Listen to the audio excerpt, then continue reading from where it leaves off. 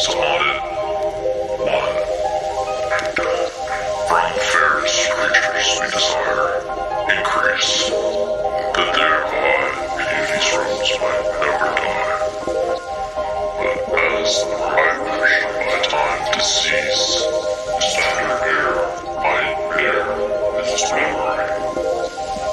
But thou, contracted to thine own bright eyes, feeds thy last flame with self-substantial film, making a famine where abundance lies. Thyself, thy foe, to thy sweet self too cruel.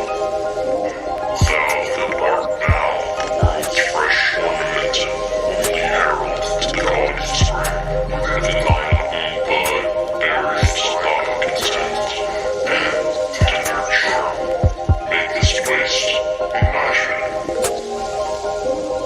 Pity the world, or else this glutton be, to eat the world's due, by the grave and thee.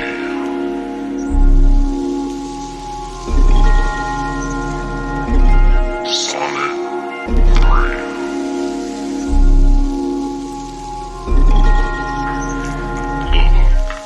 Thy glass until the face thou viewest.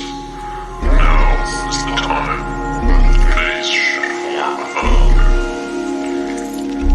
Whose fresh repair if thou not renewest, thou doth beguile the world, unless some other.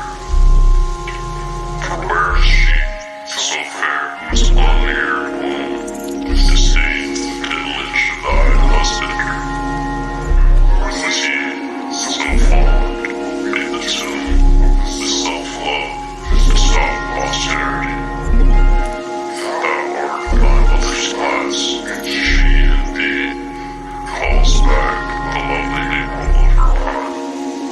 So thou, through windows of thine age, shalt see, despite wrinkles, this thy golden time. But if thou live, remember not to be thy signal, and thine image guides with thee.